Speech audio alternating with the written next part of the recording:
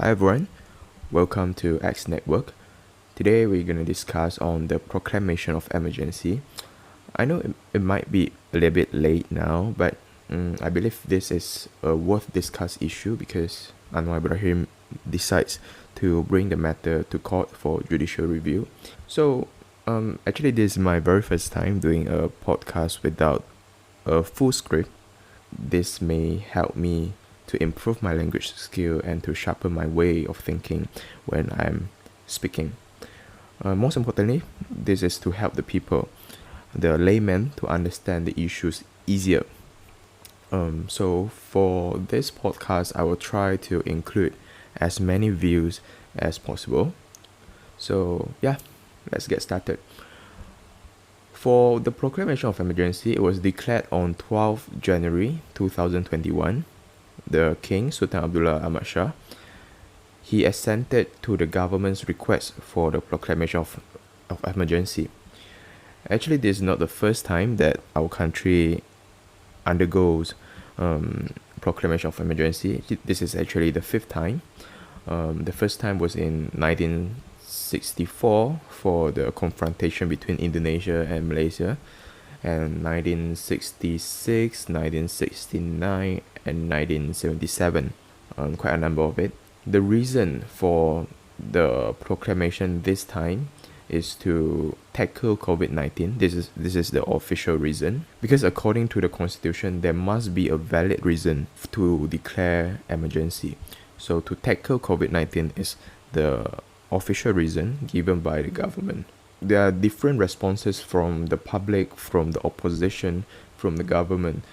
Some will say that actually this is the tactic by the Prime Minister Muhyiddin to avoid the fall of his government and to avoid his government from being tested in the parliament, to avoid the general election from being held, and to stop the threat from up north.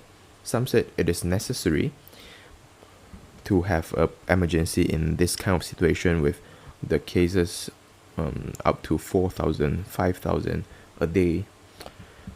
But to be very honest, we see no big difference between the normal MCO last March in 2020 and also the emergency now. The only difference is the suspension of the parliament and also the general election being postponed. Yeah, and there are some differences as well, like combining the effort from the private hospital to combat COVID-19. Of course, you can say that withholding general election is to prevent the new clusters rather than afraid of facing the results of the general election. Of course, you can say that, but why the parliament is being suspended remains a question. So, that is a very brief introduction to the Proclamation of Emergency. So what is the exact effect of the emergency to us? Because we see, like, basically there's not much difference in terms of the SOP. We still can go out at night. We can still go out at night. We can still go shopping. The business open as usual. But what is the differences? What are the differences? From the aspect of the SOP, actually there's not much difference, because the SOP is not even as strict as the previous MCO. So I would like to discuss of the effect from a more legal aspect. Proclamation of Emergency and the emergency ordinance suspends the parliament, the state legislature, and also the general election. Emergency allows the emergency ordinance, which is the legislation, to be passed without going through the parliament. Because in Malaysia, we are a democratic country where a piece of rule, when it is going to be turned into law, it has to be passed in the parliament. But with emergency, any law can be passed if the YDPA is satisfied that there is a necessity to do so.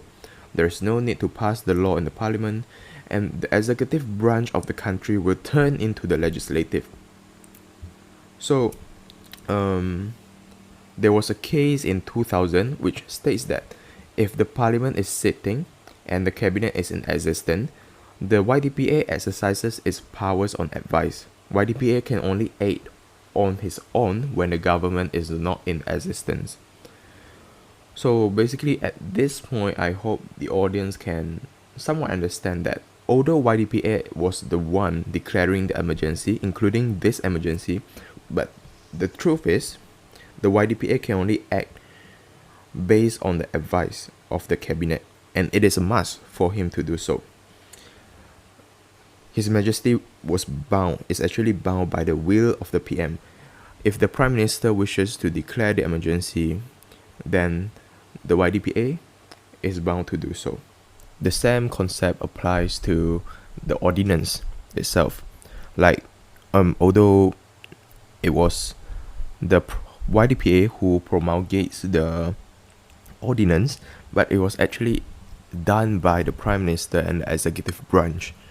So, how powerful is the ordinance? To what extent it can go? There are a few safeguards in our constitution on fundamental liberties.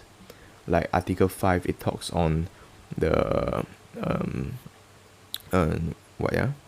Okay, I take another example. On Article 8, it talks on the equality before the law. And also Article 10, it talks on freedom of speech, freedom of assembly, freedom of association. But the ordinance passed during the emergency, it can violate the constitution, including fundamental liberties if it wishes to. But there are a few exceptions, like the matters of Islamic law, the custom of the Malays, native law or custom in Sabah and Sarawak, religion, citizenship, and also language. A very clear example is that even during emergency, no one can force a Buddhist, a Christian to be Muslim. There is another example on the power of the ordinance, because that's what I have said. This is not the first time that our country entered into the emergency. So during May 13, the racial riot, the press medias were suspended. During normal time, it is a clear violation to the freedom of speech, but during emergency, it is legit, it is valid. Similarly, if the government wishes to restrict fundamental liberties, it is allowed to do so. Although there are some cases in the court that say that the fundamental rights of citizens shall be protected in any situation, but there are also some cases indicated otherwise. As what I have mentioned in the very beginning of this podcast, Anwar Ibrahim wishes to challenge the proclamation because the opposition opines that the proclamation is an excuse for Prime Minister Muhyiddin to escape from the parliament. The opposition will say, okay, it sounds valid, they want to combat COVID-19, so you declare emergency. But why? Why you suspend the parliament? What are the rationale and are they even interrelated? So there is a question by the opposition, and they believe that this is a political move, so they wish to challenge the decision in the court. But can they do so? If we refer to the constitution, if we do a plain reading, a literal reading on the Article 150 of the constitution, Article 150 governs the proclamation of emergency. If we take a literal view on it, the answer is simply no. The proclamation of emergency and also the ordinances passed during the emergency cannot be questioned in the court because it does not fall within the jurisdiction of the court. Article 150 Clause 8 provides that no court shall have jurisdiction to review the validity of the proclamation and the ordinance passed during proclamation. But this clause 8, is not originally within the Constitution. It was added through the amendment in 1981. So, is it valid? Because it is not original. It was added later on by the parliament. In the famous case of Indira Gandhi, decided in 2018, The court said that any law, including constitutional amendment, cannot exclude the power of the court to review any matter. So it might include Article 150 Clause 8 as well. However, in the latest judgment of Maria Chen's case decided this year, the court seems to turn down the approach by saying that since the constitution is supreme, then the court is bound to follow what is within the constitution. If the constitution does not allow judicial review for the proclamation, then the court shall be bound to follow it, since the constitutional amendment is already an integral part of the constitution. This reminds me of a case which was decided in the United Kingdom in 1969, where there was an ouster clause which prevented judicial review as well. The court did not say that the clause is invalid or unconstitutional or what else. Instead, the court looked from the perspective of the validity of the decision made. In a simpler term, if the decision to declare emergency was not done in good faith, the court is allowed to review the proclamation. The problem now is how the court is to ascertain whether it was done in good faith. So basically, this is my mere opinion, and this suddenly reminds me of the case, the UK case. I'm not so sure how the Malaysian court is going to adopt this doctrine or principle or not, because the court has to take into account of the public policy and also the interests of the public. So checks and balances, they are very important element. If the legislative power is taken away by the executive, then there is no difference between Malaysia and China. But clearly, within our constitution, the proclamation is allowed. The proclamation and the constitution allows the legislative power to be taken away by the executive.